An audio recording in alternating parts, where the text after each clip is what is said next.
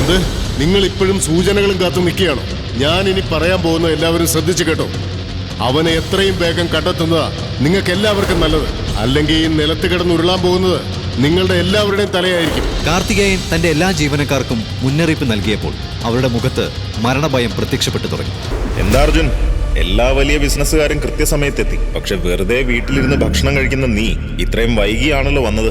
നീ 1 രൂപ പോലും സമ്പാദിക്കാൻ കഴിവില്ലാത്തവനാണെന്ന കാര്യം മനസ്സിലാക്കാം. പക്ഷേ മുതിർന്നവരെ ബഹുമാനിക്കാൻ പോലും നിനക്ക് അറിയില്ല എന്ന് പറഞ്ഞ എന്താ പ്രയാഗ? നിന്റെ പിച്ചക്കാരൻ ഭർത്താവ് എന്തെങ്കിലും നല്ല വസ്ത്രം ധരിച്ചു വരുവോ?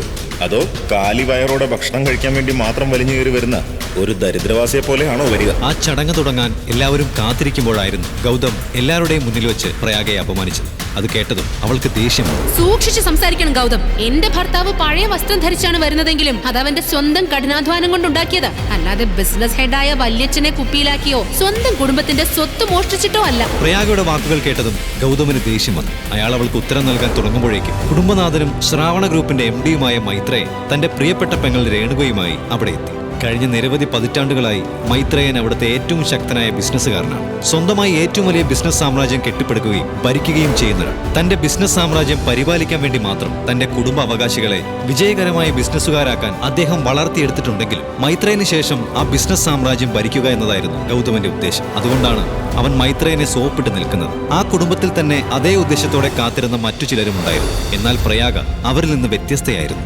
മറ്റെല്ലാവരും വലിയവരും ശക്തരുമായ ആളുകളെ വിവാഹം കഴിച്ചപ്പോൾ പ്രയാഗ മാത്രമാണ് യഥാർത്ഥ സ്നേഹം തേടിപ്പോയത്. അതുകൊണ്ടാണ് അവളുടെ മുത്തച്ഛൻ പാലക്കൽ നീലകണ്ഠൻ അവൾക്കായി കണ്ടുപിടിച്ച അർജുനെ എതിർപ്പൊന്നും കൂടാതെ ഭർത്താവായി സ്വീകരിച്ച് ബഹുമാനിച്ചത്.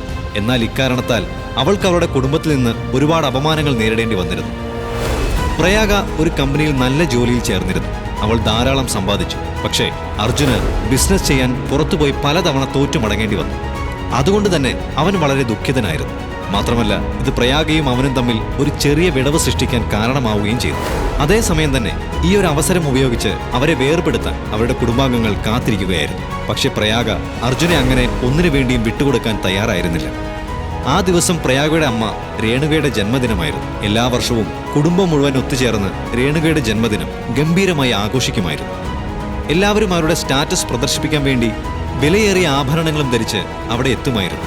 എന്റെ ജന്മദിന പാർട്ടിക്ക് നിങ്ങൾ എല്ലാവരും എല്ലാ വർഷവും ഒത്തുകൂടുന്നത് എനിക്ക് വളരെയധികം സന്തോഷമുള്ള കാര്യമാണ്. എന്നാൽ ഇന്ന് എന്റെ ജന്മദിനം മാത്രമല്ല, അതിനു പുറമെ മറ്റൊരു പ്രധാന കാര്യം നിങ്ങളെ എല്ലാവരെയും കാത്തിരിക്കുന്നുണ്ട്. അതിനു മുമ്പ് എല്ലാവരും ഭക്ഷണം കഴിച്ച് ഈ പാർട്ടി എൻജോയ് ചെയ്യണം എന്നാണ് എനിക്ക് പറയാനുള്ളത്. അതെ, എല്ലാവരും ഇവിടെ ഉണ്ടോ? നമുക്ക് പാർട്ടി തുടങ്ങിയാലോ? രേണുക അത് പറഞ്ഞു കഴിഞ്ഞതും ഏറ്റവും അവസാനത്തെ ആളായി അർജുൻ ആ പാർട്ടിയിലേക്ക് വന്നു ചേർന്നു. അവന്റെ കോലം കണ്ട് രേണുകയും പ്രയാഗയും കുടുംബവും നാണിച്ചു. അമ്മ, അത് എന്താ സംഭവിച്ചതെന്ന് വെച്ചാ... അർജുൻ എന്തെങ്കിലും പറയുന്നതിന് മുമ്പ് തന്നെ രേണുക ഇടപെട്ടു. നിന്റെ കാരണങ്ങളൊന്നും ഇവിടെ ആർക്കും അറിയേണ്ട ആവശ്യമില്ല. പാർട്ടി ആരംഭിക്കും. അർജുൻ മുഖം കുനിച്ചുകൊണ്ട് ആ വേദിയിൽ നിന്നിറങ്ങി. പ്രയാഗയുടെ കുടുംബാംഗങ്ങളെല്ലാം അത് കണ്ട് പരസ്പരം ചിരിക്കാൻ തുടങ്ങി. അർജുൻ പ്രയാഗയുടെ അടുത്ത് ചെന്ന് എന്തുകൊണ്ടാണ് വൈകി വന്നതെന്ന് അവളോട് പറയാൻ ശ്രമിച്ചു. പ്രയാഗ, ഞാൻ അല്പം വൈകിപ്പോയി. അത് ഇല്ല അർജുൻ, വെറുതെ ഓരോ കാരണങ്ങൾ ഉണ്ടാക്കി പറയണ്ട. ഞാൻ എത്ര നേരത്തെ വീട്ടിൽ നിന്ന് ഇറങ്ങിയതാ. ഞാൻ വിളിച്ചതല്ലേ. അപ്പൊ അർജുൻ പറഞ്ഞു പ്രധാനപ്പെട്ട എന്തോ ജോലി ഉണ്ടെന്ന്. എന്നിട്ടോ എല്ലാവരുടെയും മുന്നിൽ വെച്ച് എന്നെ നാണം കെടുത്തിയില്ലേ. പോട്ടെ, എന്റെ കുടുംബത്തിന്റെ സ്റ്റാറ്റസ് നിനക്ക് അറിയുന്നതല്ലേ. ഒരു നല്ല ഡ്രസ്സ് ധരിച്ച് എനിക്ക് ഇങ്ങോട്ട് വന്നൂടായിരുന്നു? ചോദിച്ചിരുന്നെങ്കിൽ അതിനുള്ള പണം ഞാൻ നിനക്ക് തരുമായിരുന്നല്ലോ. എന്താ പ്രയാഗ, നീയും മറ്റുള്ളവരെ പോലെ എന്നോട് പെരുമാറാൻ തുടങ്ങിയോ? നിനക്ക് എന്നെ നന്നായിട്ട് അറിയാവുന്നതല്ലേ. എനിക്കും ആത്മാഭിമാനമുണ്ട് പ്രയാഗ. ഞാൻ നിന്നോട് മുൻപേ പറഞ്ഞിട്ടുള്ളതല്ലേ, എന്റെ പ്രൊജക്ട് വിജയിച്ച എന്റെ സ്വന്തം പണം കൊണ്ട് ഞാൻ എല്ലാം വാങ്ങും. അതുവരെ എന്റെ കൈവശമുള്ള 4 വസ്ത്രങ്ങളും മതി എനിക്ക്. അർജുന്റെ വാക്കുകൾ കേട്ട് പ്രയാഗയ്ക്ക് ഒന്നും സംസാരിക്കാൻ കഴിഞ്ഞില്ല. അവളുടെ കണ്ണുകൾ നിറഞ്ഞൊഴുകി. അവൾ തല താഴ്ത്തി പതുക്കെ അവിടെ നിന്ന് മാറി. അർജുന് അതെല്ലാം മനസ്സിലായിരുന്നു. പക്ഷെ അവനും അവളോട് സംസാരിക്കാൻ തോന്നിയില്ല. പക്ഷെ അർജുൻ പ്രയാഗയിൽ നിന്ന് ഒരു പ്രധാന കാര്യം മറച്ചു വെച്ചിരുന്നു. ചില ഒഴിവാക്കാനാവാത്ത കാരണങ്ങളാൽ അവൻ തന്റെ രഹസ്യങ്ങൾ പ്രയാഗയിൽ നിന്ന് മറച്ചു വെച്ചിരുന്നു. ക്ഷമിക്കണം പ്രയാഗ, ഞാൻ നിന്നെ ഒരുപാട് വേദനിപ്പിച്ചിട്ടുണ്ടെന്ന് എനിക്കറിയാം. പക്ഷേ ഇതെല്ലാം ഉടൻ അവസാനിക്കും.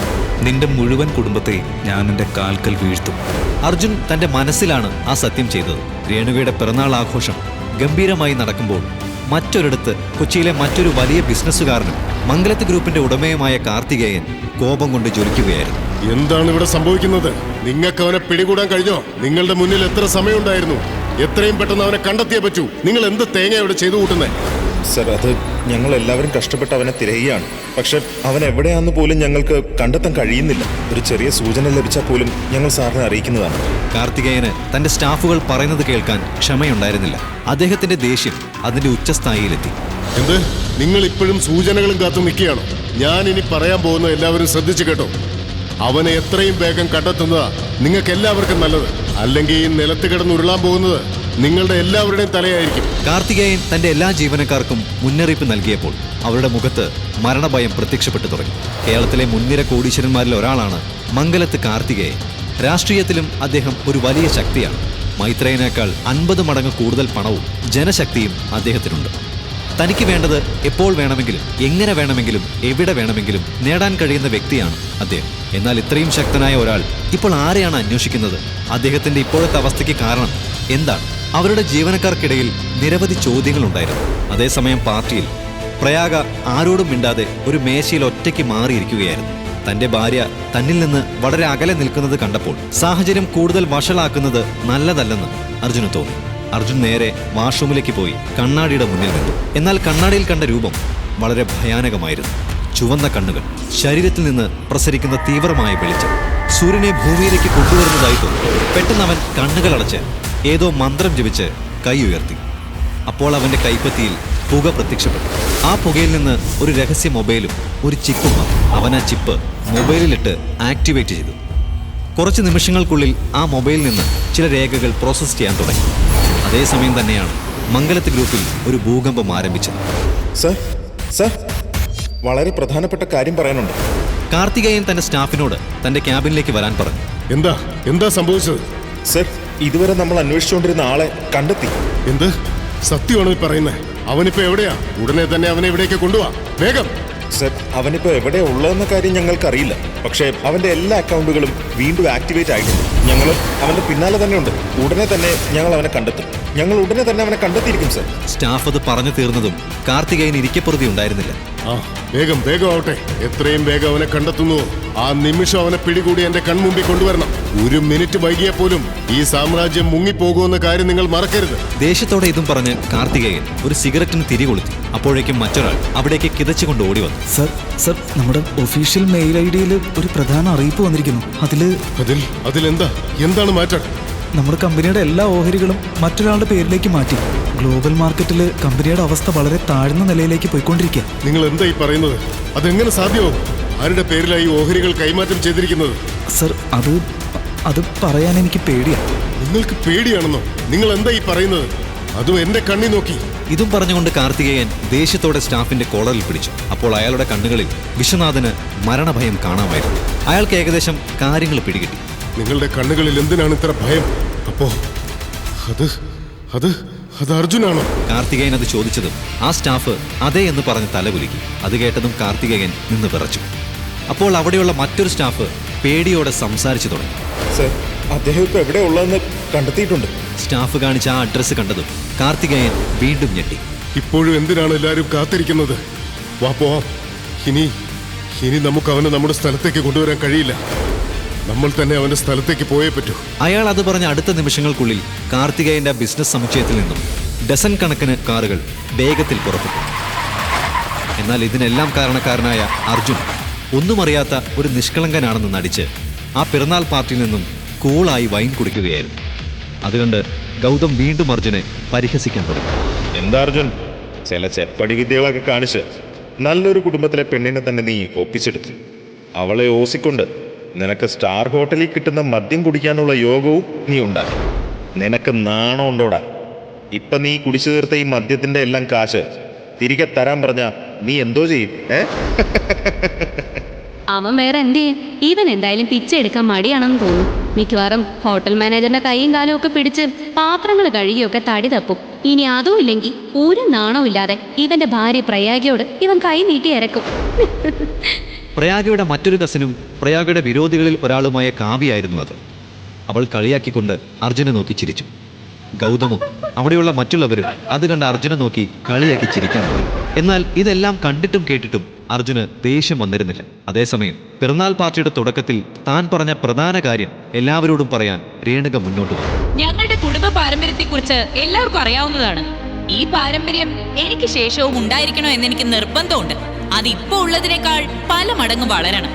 എന്നാൽ അതിന് ഇപ്പോൾ ഞങ്ങൾ ചെയ്യുന്ന ബിസിനസ്സും ഇടപാടുകളും പര്യാപ്തമല്ല.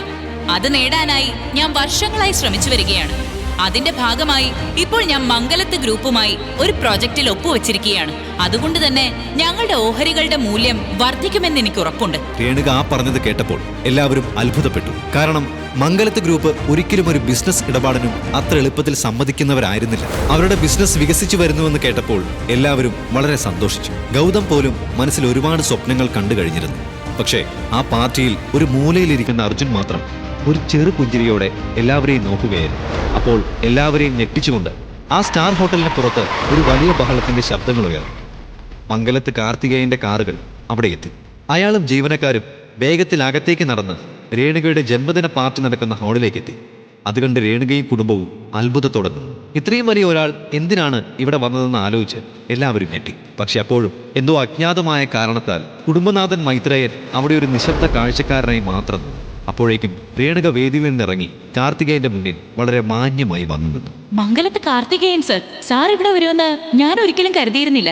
നമ്മുടെ കമ്പനികൾ തമ്മിലുള്ള ബിസിനസ് ഡീലുകൾ അല്പം മുമ്പ് ഞാൻ ഇവരെ അറിയിച്ചതേ ഉള്ളൂ. അതിനിടയിൽ സാർ ഇവിടെ വന്നു.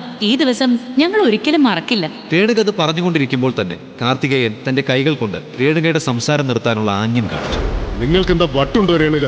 ഞാൻ നിങ്ങളെ കാണാനോ നിങ്ങളുടെ ചടങ്ങിൽ പങ്കെടുക്കാനോ അല്ല ഇവിടെ വന്നത്. ഞാൻ വന്നത് അർജുന് വേണ്ടിയാണ്.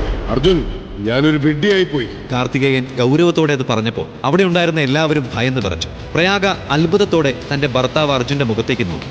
ഗൗതമും ഞെട്ടി വിറച്ചുകൊണ്ട് അവിടെ നിൽക്കുന്നുണ്ടായിരുന്നു. എന്ത് കാർത്തികൻ സാർ എന്തായി പറയുന്നേ? അർജുൻ നിങ്ങളെ പോലെ ഇത്രയും വലിയ ഒരാളെ ഇവിടെ കൊണ്ടുവരാൻ സാധിക്കുന്ന അത്ര വലിയവനാണോ അവൻ? നിങ്ങൾ ഒരു വാക്ക് പറഞ്ഞിരുന്നെങ്കിൽ ഞാൻ തന്നെ അവനെ അങ്ങോട്ട് അയച്ചേനെ. എന്നാലും ഇവനെ പോലെയുള്ള ഒരാളെ തേടി സാർ ഇവിടെ എന്തിനാ സാർ? രേണുക അയാളോടത് ചോദിച്ചപ്പോൾ അയാൾ ദേഷ്യത്തോടെയാണ് രേണുകയെ തിരിഞ്ഞു നോക്കിയത്. അപ്പോഴേക്കും അർജുൻ നല്ല സ്റ്റൈലിൽ തന്റെ ടേബിളിൽ നിന്നും എഴുന്നേറ്റ് വന്ന് മംഗലത്ത് കാർത്തികേയന്റെ മുന്നിൽ വന്നു.